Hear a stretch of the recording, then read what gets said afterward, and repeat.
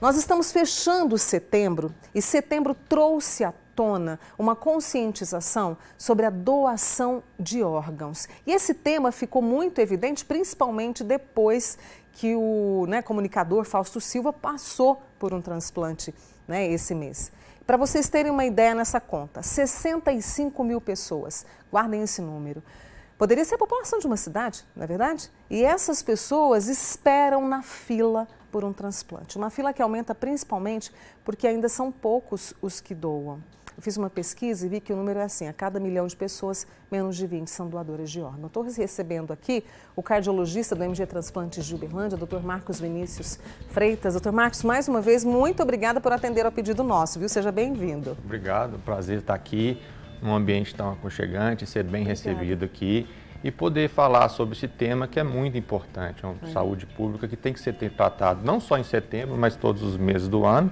Mas setembro é a marca, setembro verde, para a gente poder destacar essa questão. Coincidentemente, a questão do Faustão veio à tona e pôde ajudar a discutir mais isso com a sociedade. Inclusive tem um dado de que em São Paulo, que é onde o apresentador mora, depois que tudo isso veio à tona, as conversas a respeito, houve inclusive um salto no número de pessoas que até registraram em cartório o seu desejo de doar. Isso pode ajudar. Pode, as pessoas se conscientizarem disso ajuda muito. A gente sabe que essa questão de doação presumida ou doação consentida está sendo muito discutida, inclusive, no Congresso, né?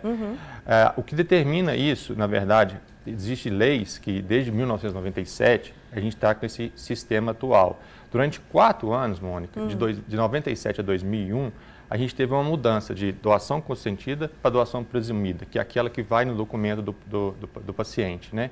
E a gente viu que a experiência em relação a essa questão não foi muito legal, porque as pessoas não tinham conhecimento e a cultura. Esse modelo que a gente tem atualmente é mais seguro, a gente sabe que isso é mais seguro. O modelo que a gente usa e tentou implantar veio da Espanha, que é presumido. Mas lá o que mais tem sucesso é a educação, é você educar as pessoas sobre esse tema, né? Você colocou esses números aí, os números são desafiadores, são 20. O Brasil está aí, na verdade, 18 por milhão de habitantes, né? Quase 20. A meta esse ano vai chegar nisso porque houve uma conscientização maior, né? Nós fomos impactados pela pandemia, sim. Em 2020, 2021, os números caíram de forma importante, né? A pandemia impactou. E ano passado houve uma retornada. Minas tem se destacado nesse cenário e é importante destacar que nós somos o segundo estado no Brasil em número de doação de órgãos sólidos, né? É um dado oficial que foi lançado ontem no Congresso Brasileiro de Transplante, né? Então, de órgãos sólidos nós somos o segundo, de córnea o quarto, né? Então, um trabalho que tem que ser muito bem feito pela Central Estadual de Transplante, pela MG Transplante. Inclusive, essa semana nós tivemos aí o retorno do transplante de pulmão no estado, não foi? Sim, Depois de quase uma década. Sim, foi anunciado pelo Secretaria de Saúde em Belo Horizonte a retomada de transplante de pulmão, o que é muito importante, porque os pacientes que precisam disso normalmente são transferidos para outros estados. A referência a nível nacional costuma ser o Rio Grande do Sul, Porto Alegre, que tem um grande serviço disso, né? E a gente agora está podendo fazer novamente transplante de pulmão. A gente já faz os outros e agora vai poder fazer, não precisar os pacientes ser transferidos para outro estado. Isso é um grande marco para Minas Gerais. Né? E olha só, você quer fazer uma pergunta para o Dr. Marcos Vinícius Freitas? Então, 99897-1000. Aqui em Uberlândia, como é o transplante? O que é feito de transplante para que as pessoas possam ter essa informação?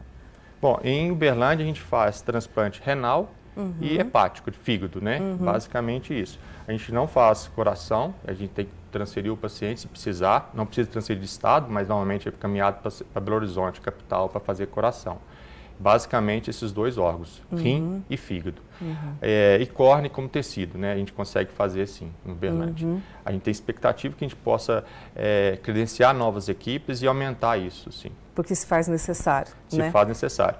É importante destacar nessa questão de transplante que sempre que há uma doação, apesar de não se fazer, por exemplo, o transplante cardíaco aqui, a lista é priorizada regional. Então vamos tratar essa questão.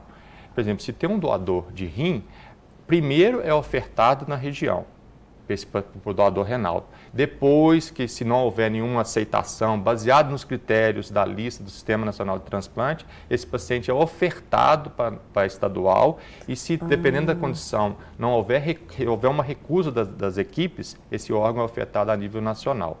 E a gente trabalha com tempo, né? Exato. A doação, ela não termina na hora que a família doou. Não, ali é uma parte do processo. A gente trabalha com logística de tempo, né? Que é o tempo que a gente fala do termo técnico, tempo de isquemia do órgão. A gente sabe que o coração é 4 a 6 horas. 4 horas é o tempo máximo que a gente trabalha. O fígado, de 4 a 6 horas. O rim tem um tempo maior, até 12, 36 horas, mas não é o ideal. Então, muitas vezes, a gente tem que contar com a família nessa questão e eles entenderem que, a partir do momento que fez a doação, a gente tem que ter um tempo para trabalhar essa doação. Em Minas, a gente tem destacado e tem tido o apoio do Estado nesse sentido de ter aeronaves para transportar os órgãos. O governo tem sensibilizado nisso e tem disponibilizado essa logística. A gente sabe que a maior parte do nosso trabalho é terrestre, é feito nas regiões, Uberaba, Patos de Minas, Patrocínio, e Uberlândia mesmo. Mas, às vezes, a gente precisa dessa ajuda do governo para fazer esse transporte aéreo e tem que ser dado apoio nisso. Agilizar e otimizar. Agilizado isso. Mais, né, Às vezes, é importante colocar que, muitas vezes, não temos, por exemplo, transplante cardíaco aqui na região, mas vem equipes de fora e fazem a captação. Então, o paciente está sendo beneficiado. Você falou muito bem da questão dos critérios, né? E essa questão do Faustão levantou-se muito isso, né? Quais são os critérios para que uma pessoa receba o órgão? Essa questão do Faustão veio muito na mídia de forma, muita fake news, vamos dizer assim, né? E provou-se ao longo desse mês, com as especialistas, com a nossa equipe atuando, que o sistema é seguro. Então, assim, não tem essa questão de furar a fila, vamos dizer assim. É levado em consideração critérios, claro que o critério cronológico é o primeiro nessa inserção na lista, mas critérios, às vezes, clínicos de condição do paciente também tem que ser levado. Compatibilidade sanguínea, e tem todo um sistema que é seguro. Esse sistema foi criado em 97 e foi sendo aprimorado, o Sistema Nacional de Transplante. Então, quando um paciente é inserido, tem que ter a anuência do paciente e da equipe, ele vai para a lista, que é uma lista dinâmica, né? Às vezes o paciente está em primeiro naquele momento, mas ele não tem uma condição para receber um órgão, às vezes ele está com uma infecção, ou às vezes ele está num screen para ser avaliado. Às vezes ele é inserido e ele está fazendo exames ainda. É muito comum, e às vezes no dia a dia a gente faz essa avaliação de risco cirúrgico da parte cardiológica de paciente que vai para um transplante renal, por exemplo. E acontece que às vezes ele tem que fazer os exames, já foi inserido, mas ainda está fazendo um exame para avaliar a parte cardíaca e ele não pode ser transplantado. Então existe um critério. No caso do Faustão, é importante destacar que ele tinha critério de gravidade. Sim. Ele estava fazendo diálise, então ele estava usando medicações para sustentar a parte cardíaca, então ele entrou no critério de gravidade. E a gente pôde ver ao longo do mês aí, esses dados é o seguinte, a maioria dos pacientes cardíacos que entraram na fila, independente se é questão classe social, elas foram transplantadas ao longo de 30 dias. Isso foi muito evidente na primeira semana, quando saiu nas mídias essa questão, a gente publicou isso e deixou isso bem claro, que a maioria nos primeiros 30 dias é transplantado. Isso, a Associação Brasileira de Transplante de Órgãos deixou isso bem claro, procurou enfatizar, o Ministério da Saúde também procurou adequar e explicar isso para a população, para deixar seguro, que não independe de classe, o sistema é seguro. Dr. Marcos Vinícius, para a gente fechar, né? Eu posso externar a minha vontade em ser uma doadora, em ser um doador de órgão. Deixo isso claro para a minha família. O mais importante é essa comunicação com a família, porque no momento da morte de um ente querido, a gente fica sensibilizado, muitas vezes sem saber o que fazer.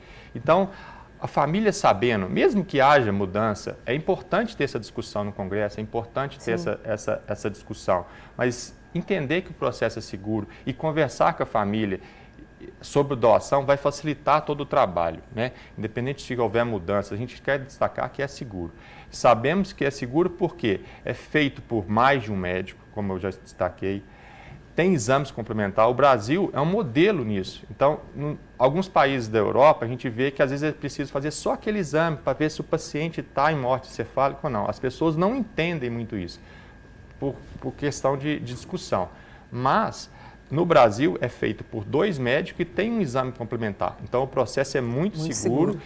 E a população tem que se conscientizar disso e conversar isso. Hoje é sexta-feira, final de semana está aí. É importante que todos possam dialogar sobre essa questão, não só no setembro, mas ao longo de todo o ano. Exatamente. E Minas Gerais, esse mês, assim, a equipe trabalhou muito, sabe?